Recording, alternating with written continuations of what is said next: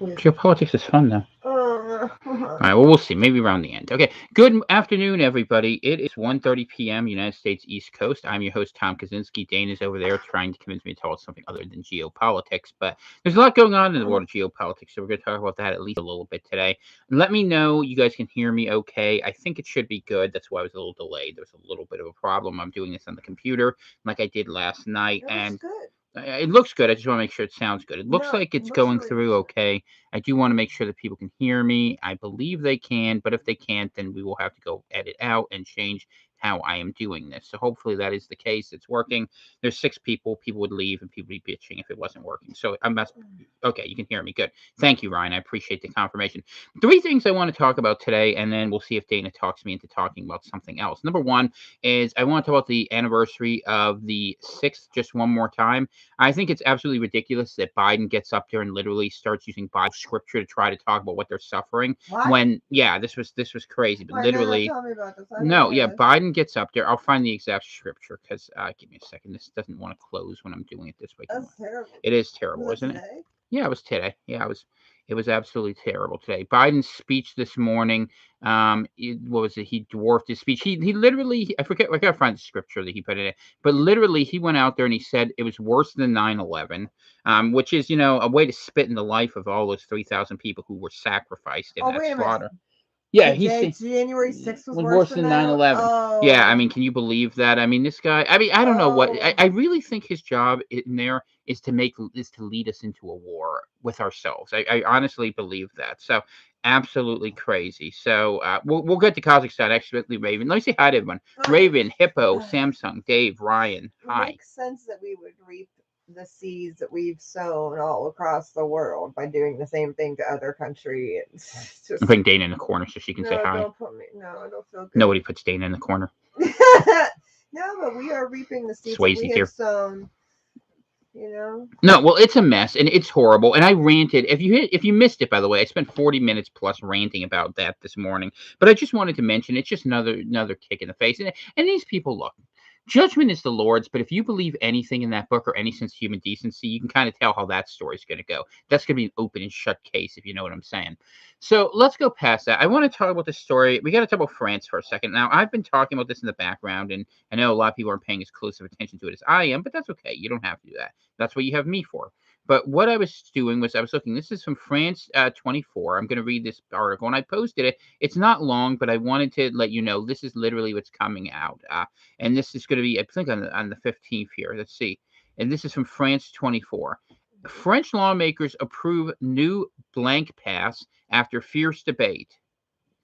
After 3 days of tumultuous debates, fueled by controversial remarks by President Emmanuel Macron, the French National Assembly approved a bill early Thursday morning that would transform the country's health pass into a stricter V-pass. The bill passed shortly before 5:30 a.m. Paris time with 214 votes against and 93. Last time we saw votes this bad in Paris, it was called the tennis court oath. If you don't know what it is, go look it up and learn why Bastille Day matters, including 27 abstentions.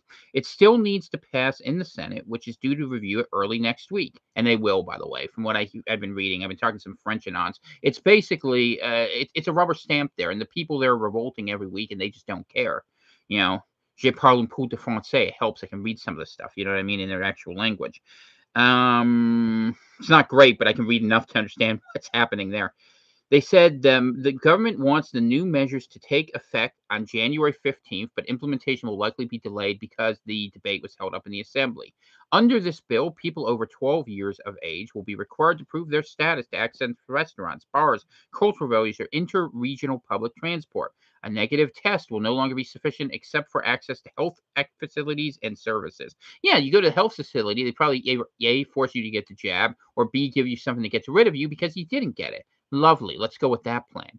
The bill's passage came amid a storm of controversy after Macron said Tuesday his strategy was to piss off the unveed with increasing restrictions to convince them to get a jab. Yeah, this is depersoning, and I'll tell you where the story goes from here in case you've missed it. What is going to eventually happen is that the people who are not on or who got this are going to be told by the people who tricked them into this the reason they are so sick and suffering is the people who us were telling them all along not to do it. And what will happen is those two will gang up to beat on us, because the one group is evil enough to kill those people, and the other group is stupid enough to follow them. And it's a bad situation for us to be in. And it's something that's coming to every country. And in the West, we're seeing over 50%, depending on the country, over 70%, over 80%. I don't know the exact numbers. It doesn't really matter. What it matters is it's just when you think of it in terms of the raw percentages. You don't ask, when someone wins an election for office, did they get with 68% or 71%? That's a big enough number. And they're getting to the point where they're big enough numbers that now the second part of the thing is going to drop. And what they're doing is they're unpersoning us. And as things get worse, if we're right, let's say we were right, ADE is a problem, you're going to see that rate already jump, like we're seeing those hints of we've talked about a little bit. The next move will be, as those rates go up there, someone has to be the fall guy.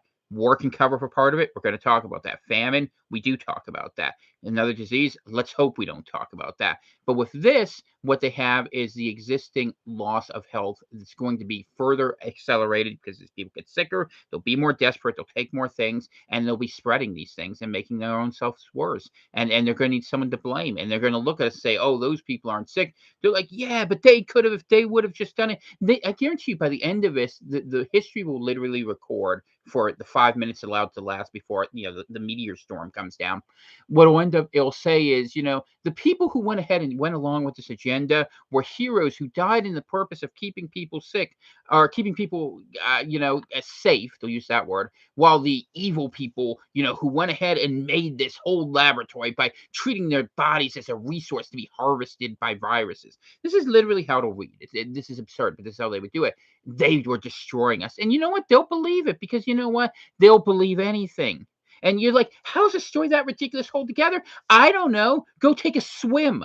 This is what I'm telling you. We live in a world that's just crazy. And all they need to do is have the power of propaganda. They realized a while back it doesn't matter the content of the information at all. All it matters is how much you propagandize it, how hard you push it, and how much you put social pressure on people. And most people will say it's like the old fairy tale. We had it when I was a kid. The emperor had no clothes, and the emperor's running around, and someone sold a magic thread, right? And everyone believed. No one wanted to be the stupid one who said I couldn't see it because only smart people could see it. So everyone made themselves into an idiot. Let me tell you, I'm an idiot and a fool, so I can see some things. What I see coming is this fight that's being pushed between the people by the elites is the next step in the agenda. It's not a failure of what they were trying to do. It is, in fact, the subtlety of it. And it makes sense. Not only does it make sense because of the fact that it gives them plausible deniability with people who should know better about an obvious correlation between taking a thing and experiencing bad outcomes. What it does is it fits the biblical account. You're going to expect war, famine, and these things to come forward out of this. And so we're going to see multiple lanes of problems as humanity's population is decimated. And why people are going on board with this, I don't know. Are there a few people who think they're going to jump into a computer? Is there someone controlling the people and there's going to be no one left? Or do they just really hate us all that much? And it's sort of like indifferent, right? Because they'll take anyone out there. But Macron is having his let them eat cake moment. And, unfortunately, it looks like he laced it with some cyanide. And for the people in France, I mean, realistically, if we're really honest, let's leave my dissident views about being hardcore about everything alone for just a second. All 99% of the people who have not taken this want is the ability to make a health choice to be safe. That's what most of the people want. What you and I are concerned about, they couldn't even understand. I mean, they're wondering, how am I? This is my ally? Should I go take it today? No, don't do that. We know what we're talking about. You stumbled down the rabbit hole. Welcome to Wonderland. You're going to learn a thing or two today. What you will learn is that it's very easy to put an idea out that will mislead a lot of people. But if you actually come back to the truth, you can kind of begin to figure out where the next little steps are going because you can see how the propaganda never went away. And when you look at the BLM thing in the US as an example, how the propaganda moving at certain times was essential to sending social signals as to where the pressure was going to come. So this is like a war on all fronts, and we're seeing it come from a lot of different directions. And for the people, like I was saying, the 99% of people who don't have this and all they want to do is be safe, the fact that they're not being permitted to take that position to the point where they're willing to destroy the whole economy and risk wars tells you this isn't about simple greed, stupidity, or idiocy. Someone somewhere, even if it's a small group, granted, is behind something here. Because people aren't this dumb. When people are dumb, they're dumb for a reason. They're dumb because they want to get laid. They're dumb because they want to get drunk. They're dumb because they want to get rich. They're not dumb because they want to die and take a chance on a lab experiment. I mean, you could almost look at it, I guess, at the end of it, like the world's biggest rat experiment, right? You go in there and be like, hey, for $20, will you let us shock you, for collar for the next 5? Oh, $20, that's a good deal. This is not a believable story. When people do crazy things and dumb things, usually it's because they're chasing something that's directly their benefit. And the suffering level wasn't high enough here up until relatively recently. But the fact that they were willing to push and that they are pushing into these levels where this is no longer like saying, hey, come on, do it. This is like, I'm holding your arm behind your back and I'm about to kick you between your legs. That's where we are in this story. And people need to begin recognizing that and begin going against it. At the same time that they're, celebrating the heroism of people who put down the terrorism, of people who came out and said, oh, an election looked that shady. Let's talk about it, right? I mean, these are not violent people. I mean, Americans aren't violent. You want to know why Americans aren't violent? A lot of foreigners don't understand this. Having guns actually is a moderating and civilizing influence. You go out there and you're worried someone's going to blow your brains out. You're going to pick your words a little more carefully than be like, oi, bruv, you go over a pint of bitter. Was that any good? What do you think? Dana, do your impression. You do it better. That was too. That was too bro. Too bro. I can't do it. Okay, Yeah, so you have to like. All right. De- bring it back a little bit. Okay, so that's the France thing. Okay, let's go back to the so but what I'm saying is, and there's other countries like this, but I'm talking to people there, they see this as an act of war upon them. It's coming to every country, it's coming to you. And you have to think of it this way. Well, they're gonna, you know what? Some of the police maybe will turn. That's happening in some countries, as happened in some places in Kazakhstan. So, welcome to glorious Borat country. We go to Kazakhstan. Have big beard, cheaper than blanket. Sell in summer, make washcloth, good for family. Okay, Kazakhstan. What do we got going on here? You like the hat? The hats? They were, yeah. All right, so you guys just have a nice conversation. Good. All right, I'll jump forward. I'm keeping an eye on the chat today, so I'm keeping an eye on all of these things. All right, so let's go to Kazakhstan. I want to read to you. This is an update that I saw. This computer has a weird thing where it won't let Telegram or the Chrome window be up at the same time. And yeah, I know Chrome's terrible. You don't have to tell me. No, because it's a good idea, but it's not dumb. It's just I can't do it right now. Okay. So one of the things they found, so we got a whodunit. Does any of you remember the movie from the 1980s? They make a clue with the inimitable Martin Mull, straight out of Red Roof Inns, right? Eki laughed at that. Clue, the movie Clue we watched with Tim Curry and I love. yeah. So anyway, Kazakhstan has been set up. These protests in Kazakhstan have included beheadings that have happened, a couple jihadi, power moves, a little fatality there, Mortal Kombat style, got to put their finisher out there. And people on the ground who are looking at this are starting to realize, wait a minute, Kazakhs don't fight like this. But what they did notice is a whole lot of Afghans with a whole lot of weapons that the country left them. What was it? Was it like, I think Hagman was saying $86 billion worth of weapons were left there? Well, you know what? The first time, do you guys remember? Now, let's go into this. Yeah, that's from us. Do you guys remember the history of the first war in Afghanistan? Do you? The first war in Afghanistan did not start with Tora Bora and Osama bin Laden. It started with, that's true, Charlie Wilson. It started with us running guns to the Taliban through our Saudi allies to destabilize Russia. Now, what are we seeing? Jihadists coming out of Afghanistan, bunch of new weapons going into there. Huh? In all fairness, Russia was trying to invade them, and they were just trying to give them a way to fight back. So. Well, yeah, that's what they do there. They've been fighting. Look, you build your house at a crossroads. You expect people to crash into the yard sometimes. Just saying, every country that's tried to conquer Afghanistan has. It's called the Graveyard of Empires. Wood chipper. It's true. It's true. It's like we live on goat.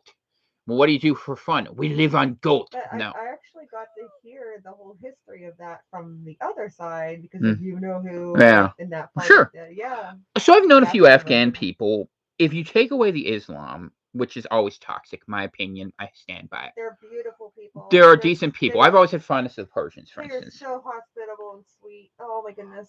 Yeah, I mean, it's a different society. But the point is, There are militants there. Yes, there There are. are many militants there, including some who, let's be honest, if you grew up in Afghanistan and you were looking for a job opportunity, gunman's probably the only thing out there. What do? Go say, I'm going to be a science teacher? You're going to wait till they blow you up? No, you're going to go ahead and you're going to do what's, safe. You're going to be a mercenary or a militant or, whatever. And this is something they understand. I'd You rather be make a a place, farmer.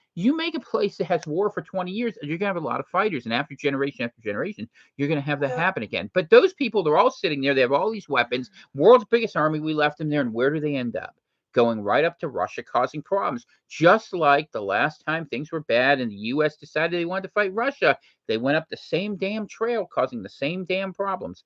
And this is what happens. And if you think the Russians aren't going to draw that conclusion, you're missing out on your history, because the Russians know very well Russia got bankrupted, getting drawn into wars over militants, and now we're seeing gas price problems, economic issue coming out of what's here in Kazakhstan, that could really disrupt some of those markets. It could disrupt the pipelines. It could disrupt. I think they get 40% of the uranium there and their space facilities there. But more importantly, what it does is it draws the forces away from Ukraine, the money out of that center of gravity, and it forces the same army. I now know it's called the 41st Ural Command Division. Go me. So if you're ready talking about, they are the same people who would be responsible for problems in eastern or I should say eastern Russia as respects western Kazakhstan, are the same ones who are needed for eastern Ukraine. Now, of course, Russia can move people in from out of district, but it's different. It's like if you send an army from.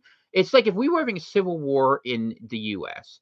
and you sent a group of Texans to go quell New Yorkers rioting for liberty. Well, it wouldn't be surprising if the Texans went ahead and fought alongside the New Yorkers in that scenario. Whereas conversely, if you sent New Yorkers down to Texas as the federal troops, they might get shot before they get off the airplane. So, knowing where these armies are from, knowing who's around in places where violence is a regular feature of life, is a life and death decision where people who are known and trusted in these trust societies will often know and connect. But if you can't do that, and Russia can't, then you have to spend a whole bunch more money. You have a whole bunch of problems. You can't go into Ukraine, and this worsens it. And that happened when they were trying to really build and push the Cold War to the point where Russia was beaten into submission. The same sort of people, this is generation 2.0, younger and dumber, are doing the same sort of thing. But basically, they say, oh, we left all those weapons there. And it never made sense until it makes sense. So now we see those militants that are there in Kazakhstan. If they're there, they're probably preloading all those central stand nations. And why would you put them there? To cause problems for the Chinese and the Russians. Now, the question is, who put them there? Obvious answer would seem to be the United States. We've been there for 20 years. We've been involved. Secondary, let's call it 1A, could be I Britain. got a question though. What? What advantage though do they have from that particular region? Like, why aren't they coming from the eastern side? Why are they coming from not completely Well, who? When you say they, who are you referring to? like everybody that's going at Russia? Like, Yeah. what part of Russia? Why is Russia's western border the problem? Now, why is that particular region? Why are they going at Russia from Kazakhstan Oh, and from a not? Kazakhstani point of view. No, from that just the Oh, geographical. geographical Yeah, reason. geographically. Because Why? it's the Why so. is Okay, that's a great like what question. part of Russia is there All right, that? so let's play civ life. Okay, Yeah. hexagonal. If you're here, let's say this is Russia. We'll put it right in the middle. Hopefully, you can see it here. There's a hex grid around. We already have the whole western hex. It might be reversed because I'm doing it in front of my face here. So you have NATO here, NATO here, NATO here. And then you have at the bottom, you're trying to get into Ukraine underneath it. If you get to Kazakhstan, you're over here. And why does that matter? Russia can shoot a whole bunch of missiles and stuff out from Siberia, and there's a lot of resources worth a lot of money that people are interested in, like that uranium, just as an example. And so what you basically see is the whole Western containment strategy is they try to put missiles everywhere they can. Kazakhstan allows you to reach the central productive regions of Russia, like in the Ural Mountains, where they had the industry that built the Soviet Union that pushed back the Germans. That was literally that Oh, so area. that's their. It's like the Pittsburgh area of Oh, Russia. that makes It's perfect sense Ekaterinburg. Because once you now. get east of it, it's the plains to Moscow, and then at some point it gets mountainous. And those towns are in That's the mountain. cool. Okay, now I understand. I was just curious. Yeah, no, it's fine. It's a great question, and it's a good question. I'm glad you I'm asked it. like, why of all places? So Like, that's the value for the West, and we could say MI6, which is the British intel people, they may be involved with it. That's one possibility. Another possibility as a player is Turkey. Kind of a wild card player, the joker you don't want to invite to the party, who you don't really want to send away, not because you like him, because his dad has a lot of money, and you just think there's something there that you need to be aware of. Turkey's been involved in that region for a very long time. They've had relationships with some of the militants, although, to be fair, the Turks and the Russians have usually fought against ISIS, which is a note to their benefit. But if we start seeing more Turkmen type leadership, and we see this in some of these other countries, Turkey may be a player to be considered in this. They play these sorts of games over there. Not uncommon. Their idea of statecraft, I mean, in the West, we think, okay, Western thinking, we think laws, borders must follow there. Over there, they're like, hey, the border's changed in 100 years. I know Abdul on the other side of the border. And so there's a fluidity between places like Turkey, Iran, Syria, all those sort of things, right? Because there's flows of people with families, kind of like it used to be, or like it is, honestly, if you live in San Diego or El Paso or those, you have those family cross-border relationships. And I think that really means, in general, I think the way they look at it, I mean, the whole idea of the pilgrimage being in the Islamic culture, they always think that way anyway. Borders are always fluid in that part of the world. They always have been, they always will be, because all there is a whole lot of empty land between them. But the closer you can get in that empty land, to answer Danny's question, is you're giving yourself a better shot at them. So as we think about that, so that's one set of players. The second set of players in my mind, or third, I should, because we talked about Turkey. The third one I think that's worth considering in some seriousness is China. No one is talking about China, but remember, China provided the support for the armed Taliban people to embarrass America on the way out. China is the one that's been the darling of the bankers. And if the America and Russia fought, well, we'd end up with China running a Chinese-style social system with the European bankers financing it. And you'd be getting rid of the two biggest groups of Christian populations in the world, Orthodox Russians and Protestant Americans. Well, Protestant and Catholic, whatever, that you'd be getting rid of those numbers on the table. And so if you're looking at this from a grand like world conquest chess book strategy, that's the logic why it would make sense to have us fight one another. But they've done it, and it's the same hustle, if you want a practical thing, that they've been running since the 1940s. So as we look at this, you have to ask, well, if China went in there and China gave these militants a nudge, that the Russians would look at that and think it's the Americans, and the Americans would look at that and think the Russians must be faking this, because choice number five will be the Russians. We'll get back to them in a minute. But the Chinese, assuming the Russians are doing this to themselves because they want to get the advantage of being able to contain Kazakhstan, sounds twisty, but it's a way to control government by getting in there. It's like if you know, what's an example? If you know something's going to burst, sometimes you're better popping it first and setting off the effects. Like if you know something's going to happen, you can go ahead and plan and prepare for it. And Russia's doing that as a contingency and looking at this potentially under that scenario as a means to fully commit to Ukraine, as opposed to how they're going to present publicly they're looking at it, whether it's true or not. But I think it is in this case that they're responding to a provocation on their border, because I don't think Russia really wants the war the West wants, but Russia's saying, if you really want it that badly, we're going to give it to you. And you're giving us no other choice. Like, no, no, no, we don't want to talk. We just want you to listen to us. We're going to do things the way we want. If you really want to understand international geopolitics, imagine countries as high school girls. It's like an anime, and how mean girls treat each other. It's basically like that. And that's what America does to the world. It's the bratty, like, sorority bitch who has way too much money. Everyone thinks it's cute and has no personality. It's just a rotten human being. Hopefully the Lord will find this girl, but you all know the type, the one. Every school had at least one of them. If you went in an upper class area, there was more than one of them. And we act that way to others. Where we say, "Oh, you can't fight me. My daddy will stop you." It's just like, and Russia's like the like maybe kind of like the big kind of dumb kids. Like, okay, me smash, and it's gonna be like, he smash. It's how it is. I think that's kind of how this plays out. But and why would that happen? Well, China loves to do Chinese things.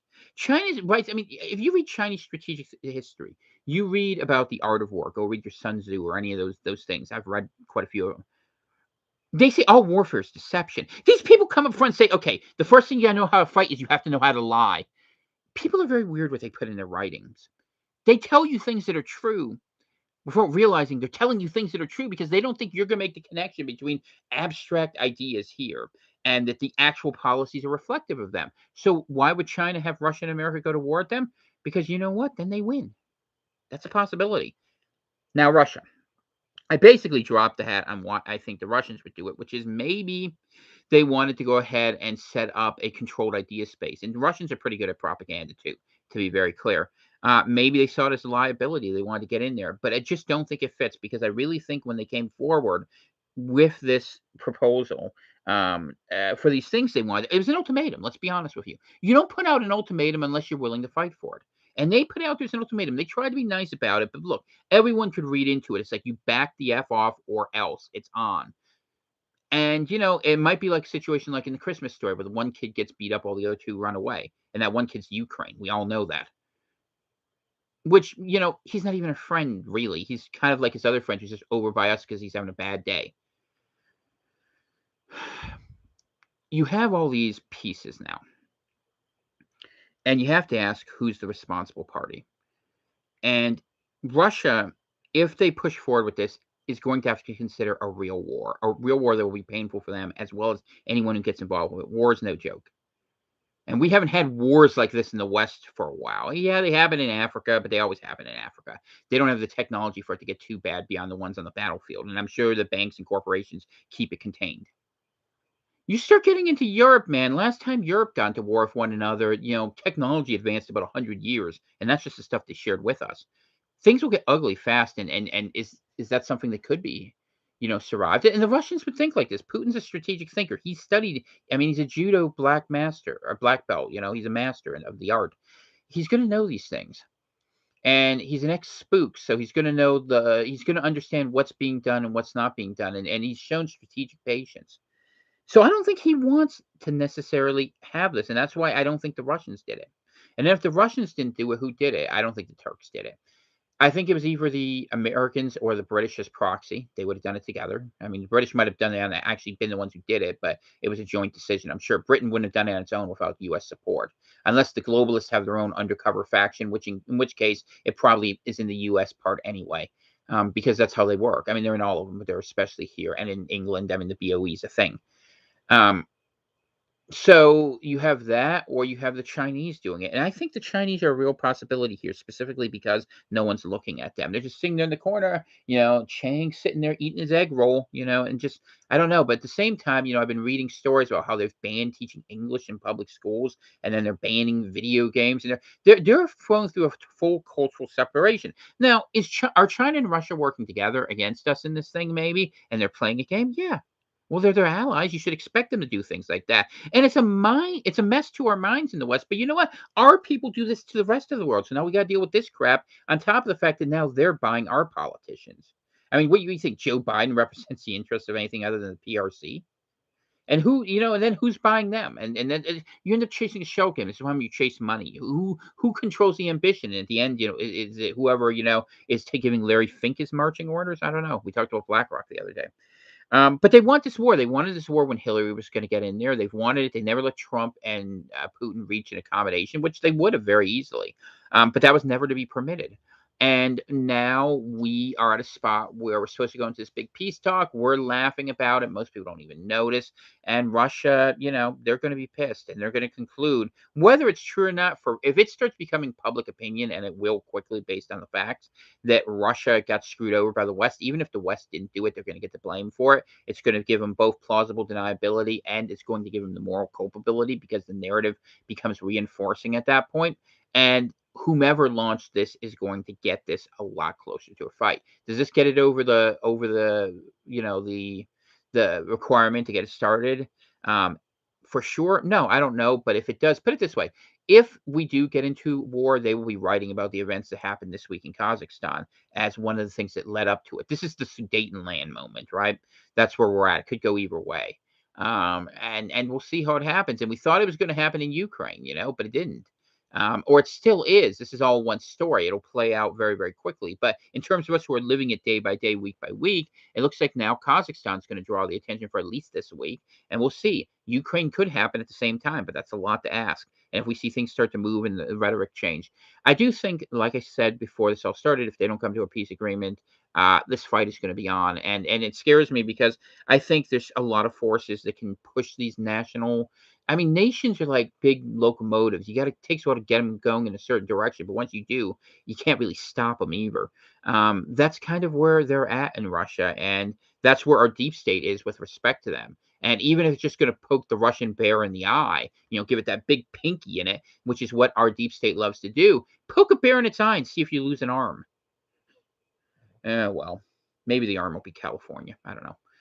Anyway, that is your update on Kazakhstan. That what we're seeing is that there are these problems, and I'll just read the theory here real fast. Here, we all understand there are no peaceful protesters in Kazakhstan. This is from someone on the ground here. These are the real scumbags, well organized and coordinated, who robbed, looted, and killed. Cutting off heads like they did is a trademark of terrorist murderers from the Middle East.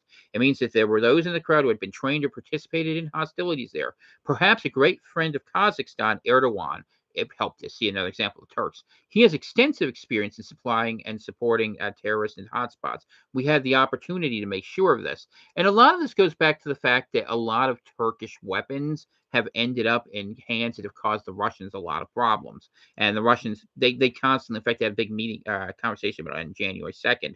It came out sounding diplomatic, but I wouldn't say anything more than that. Let's see. Despite the fact that the demands of the protesters were met, gas prices were lowered, Nazarbayev was removed, and the government does not resigned, the crowd did not want to stop. So the goal was to break and destroy the state and not to negotiate. Time will tell exactly who is behind this. Russia doesn't benefit from this chaos in any way, at least not because of Baikonur, that's the space station, or the Sereshchegan military training ground. A lot of their nuclear things are rooted there, and the reason they are, just so you understand, it's in the middle of the country, more or less, or what we used to be the Soviet Union. So it's the hardest place to reach. So if you want to have the most time for a strategic response, that's why you did that. Plus, there's no people there, not really, compared to that. So, not to mention the millions of Russians living in the Republic. So this is what's going on.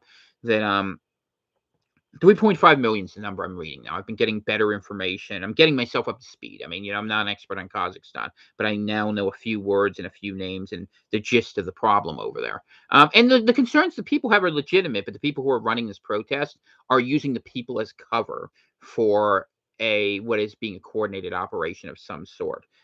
By whether who sent these people here, this leadership that's obviously trained from a foreign state, and probably includes foreign militants actually as well. Because, like I said, there was a problem they were talking about even from the very beginning. It's a lot of people, especially in Almaty. Almaty, from what I'm reading, is the business capital where things really happen, and then this Tar Sultan is an administrative capital. Now they've come in there, from what I understand, in the last 24 hours, and they've taken back pretty much most things. There's a question I have about who controls the TV station. That's how these things go when these break out. Everyone has to get their propaganda out first. It's like clotting to a wound. You have to tell the story of what just happened. No, no, no, no. We didn't kill them. They were the bad guys. And, it's interesting when you start comparing things in terms of other things. How you just anyway. So what we have is we have this town where really where the businesses were, and this is one of the reasons why they were talking about taking away the assets of some of these businesses at first. We'll see if that goes anywhere, but because it does look like there's some foreign push where there was an incipient native movement, but the leadership seems to have come from without rather than within. I mean, the guy who's the most prominent exile on this that they're putting forward, which means, and here's what it means: if you're the most prominent exile they put forward, it means the people who are bankrolling you think this is the guy that matters, and this is the guy they're listening to. So when they bankroll that guy, whether they see him as a figurehead or as the guy who can get the job done, you'd have to ask them. But they were doing that with this guy, I forget his name, Adiev or something, who was over in Ukraine. And it's kind of questionable to have the person leading the resistance against Russia in Kazakhstan as a revolt is breaking out to be essentially a Ukrainian exile who's sitting there in this very country you're threatening. The convenienceness of it is absolutely amazing, and that's why people are going to ask the question. So we'll see. We'll see. See real fast if we have anything new that came out here. So they sent some peacekeepers in, and we'll see how it plays out over there in Kazakhstan. But I just see this as a bad road. It's gonna And it wasn't going to stop. I mean, the minute this started, we all knew kind of it always goes this direction, right? That, they take over a couple things. And then now the next question is just, do they get curb stomped by the government? The government probably can do it. And I think the government probably will do it. Because they're going to look at this as people who are not from there, but then you might have a long-term guerrilla movement, which is a destabilizing force on the southern flank, and that means a whole bunch of now, instead of being a native thing, it's a military war. And as a military war, the government and their ally of Kazakhstan is going to go to Russia and be like, look, we need your help fight these. And people be like, I have to go to Ukraine. And he doesn't talk like that. And you'd have them go south, and then they'd have to go at the same time, and that would make it very hard for them to get into Ukraine, because if they were planning on doing anything this year, they got to do it basically in the next 4 weeks, with Russia into Ukraine. I mean, otherwise they're going to run into the problem that the tanks are going to get stuck. And that's what always happens, unless they're trying to do something very small, very clinical, just up on the Donbass. But I don't really see what the benefit of that is. And in the West, frankly, I mean, the thing about it is the Russians cannot accept the West taking a victory from this. It would be, if we really want to have peace with Russia, the conversation should be, the US should be like, let's work together to stabilize Kazakhstan as part of a wider Euro-Atlantic framework. And we never have that conversation. Russia tried for years to have that conversation. And that would be a conversation where you don't think of us, we're not trying to contain, we're trying to ally with. And America allied with Russia would be a hell of a lot better if America was a decent country, for having to deal with China, because we're all going to have to deal with China, and China's AI central. That's where you're literally going to see the drone army come out of. I have no doubt it's totally a Chinese move. And they would do things like that. The Russians have their flaws and their upsides, but at the end of the day, they're really part of the same civilization we are, and it's something we ought to have remembered. But instead, the people who are in charge, who are part of civilization that apparently is not connected to either of ours, are going forward and doing what they always get away with, and that's what they do. They set us against one another. Revelation 2:9, synagogue of Satan, man. That's what he called it, that we were dealing with in the end times. He warned the church against trusting the wrong people, and said that eventually this would come to account. Just a thought. Let's see what you guys are writing here. I'm going to come back into the chat for a second here. Who do we got here? Make Afghanistan bacteria again. A lot of gold comes from Kazakhstan, writes Ryan. So let's see. The only arable land in Russia is in that region north of the Caucasus. A broke joker. Anglo Intelligence Agency. I like that. It's a risk game board. You're right, Dave. It's true. No roosters in the background. Yeah, we're upstairs today. Is XRP a possible alternative for Russia if kicked off the SWIFT system? I know the Russians and Chinese have been working on a system together. I don't know how its interactivity with crypto works, but yeah, I mean, I think Ripple could work very well for that. I think that's fine. Let's see. Congratulations to everyone here, writes Eki. Everyone survived the January 6th Holocaust. I super duper hope we don't get drawn into the war. Yeah, right? Our ruling class does hate Russia, and a ruling class actually hates the Russian people and the American people. And why do they hate them? Because they're fringe rubes at the ends of the frontiers. Let me present a different view of civilization. Let's pretend I'm a Bavarian aristocrat sitting in the year 1700, looking back to the year 1400, looking forward to the year 2000. What I might say, if I could see the future of history as much as I could see the past of it, I would see the future of European civilization as these sort of frontier tribes like Russians and Americans expanding into empty territories for resource allocation, while we here, sitting at the center of this thing, send off these tribes from the heart of the old Holy Roman Empire. Rome never went away. She just changed her flag. So you're sitting here, being your proper aristocrat, doing the things you do, considering how to control the world one banker at a time, and thinking of wars like it ain't a thing, like tea and jam. What you would think of is be like, okay, well, we should trade away those peripheries now and let our barbaric troops go away, and we can use these new people, these drone models we get out of the Orient, and we'll use them in place of those people. And they lead us into wars, and we don't want to deal with their silly little ideas. We don't want to go have their stupid metropolitans and pastors and all that. We don't need that. We have something much more pliable here. And then there'll only be one church anyway, and they can go out there and preach, the social gospel, which is what they're doing. That's what Francis does. So if you looked at our civilization as really being centered in the heart of Europe, and you look at the influence that those ideas had coming out of Paris, coming out of Germany, coming out of London, even though London's a little bit more of a tweener, you could say that we are just being set up by the elites who say, okay, well, you conquered our lands. That's good.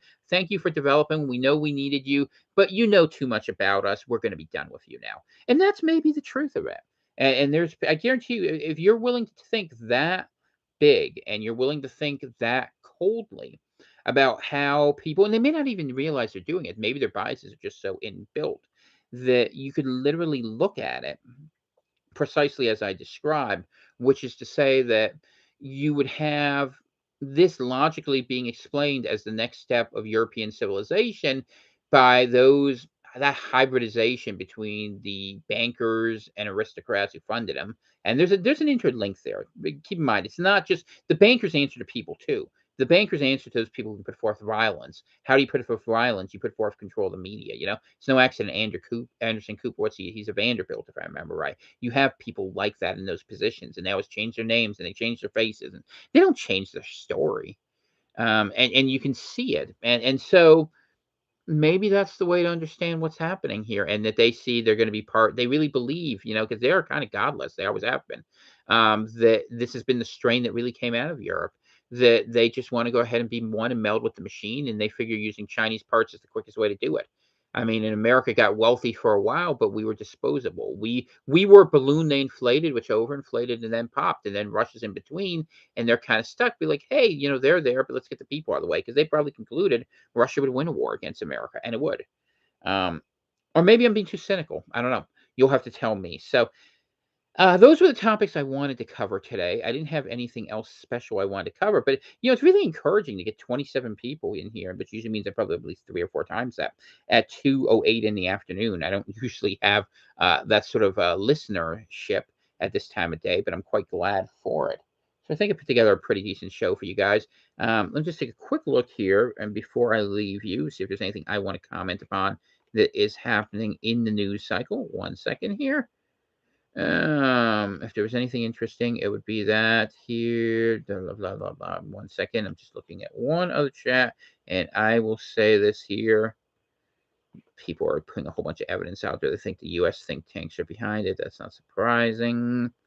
A lot of peacekeeping forces, but it's not super crazy there. Seems like it's calm for the moment, and that's a good thing. So that is your update here. We'll try to do some more programming. We'll see. I mean, I'd love to put a network together, but that's another story. We'll just say that for one of the late night ones where I'm not putting actual news that's useful to you. I think this was a useful program.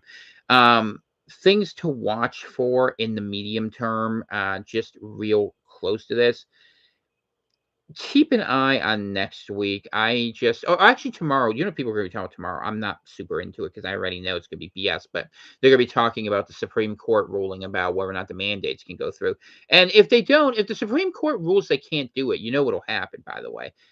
What they'll do is they'll pass a law saying they can do it because it overrides the objections of the Supreme Court, which they're legally allowed to do, by the way. I mean, that's what they're doing in France right now. That's why I shared that story. They'll pass it here. The Democrats control the House and the Senate, and there's certainly enough Republicans who'd vote for that bill. Give your freedoms away because Flurona is scary act. Okay, they'll do that. And then the courts won't have to go ahead and rule against it because it'll be the law of the land. I mean, in fact, it might be a way to get the law up. It might be better to, if they want to string it along a little long, give it one of those 5-4 decisions where people say, John Roberts came around. He's not so bad. There's faith in democracy. And then 3 weeks later, you get kicked in the balls. So that is what could be a play if they're playing it a little slower here. But it feels like the agenda is moving fast. I tend to think the Supreme Court's going to go ahead and say uphold it because it brings the pressure here. And that's what they want. They want people under pressure because they want us at conflict with one another. And why they want that to happen is small, manageable conflict that gives them the mandate for the security powers they want to take. That's why if Antifa didn't exist, you'd literally have to have the government make it up so that they could go ahead and have something to go exist against. It's an old trick that's been around for a long time, dressing someone up in the enemy's uniform and going around and causing problems. So it's actually one of the rules of war. If you get caught in an enemy uniform, you can get killed. It's actually included in that because people say, well, how are we supposed to obey the rules of war if you're sneaking around as our guys? And the generals and military people agreed about it enough that literally it's one of those offenses for which you can actually be, shot because you are impersonating. That's why you see everyone in war when they wear the uniforms. I mean, when they have the uniform and they have the information after serve the serial number. But if you go under a false flag attack, I mean, that's where the term false flag came from, right? That you can be held to that standard. And we're not used to thinking of it as a military maneuver, but that's the actual origin of the term. And it's possible we may see some of that. But the thing about these Afghani militants, we've created militarized roving bands. I mean, you guys played Civilization. These are the barbarians of the modern age, except they're running around like they did in Civ 2, being guerrillas and, being paid for in drug money through the central banks. Yeah, thousands of years later, lies are the biggest problem for humanity. And people who are fighting, people wonder why they're in those war bands. Those are just the people who go around who've gotten so pissed about something around them and the world being apart from what they told. They said all they can do is go fight until the end. I think that's what happens. And then they take care of each other because that's all they got left. I mean, I really start to understand it. It's weird how the map that didn't make sense becomes important when you see the human drama behind it. And it's a sign of a broken world. But the people who have the parts that have held together aren't really trying to keep the jigsaw puzzle together very well. So it's something I'm definitely concerned about. You should be too. And we'll see what happens. We got a big nor'easter coming up here this weekend to New England. So I might have some limited availability. And I won't be available Saturday morning. I know that. But other than that, I should be around if the weather holds out. And if we get snowed in for the whole thing, it's fine. I can live as an igloo. That's fine. I got enough Apple Jacks. We'll roll hard. It'll be good. All right, you guys. Have a very good rest of your day. Just say a quick prayer. Heavenly Father, I just pray for health, wellness, and safety for everyone who is listening to the podcast today. May their truth come down upon you in Jesus' mighty name. Amen. I'm getting some bot in here. I was reading when people have some of these things. This was like some spam thing. But what's interesting to me about it is how it's happening a lot more. The algorithm's paying attention to me. That means I'm doing good. The more interruptions this program has, the more awful things happen. As annoying as they are to you, and I understand because they're annoying to me too, the more it means I'm probably on the line of what we actually need to go ahead and take care of. Because usually they don't mess with you if they like what you're saying. You know what I'm saying? So that is something that, I think you should really consider when you look at your news. Anything that gets pushed a little too much, I'd be worried about. That's my thought for the day. You guys have a good one. God bless.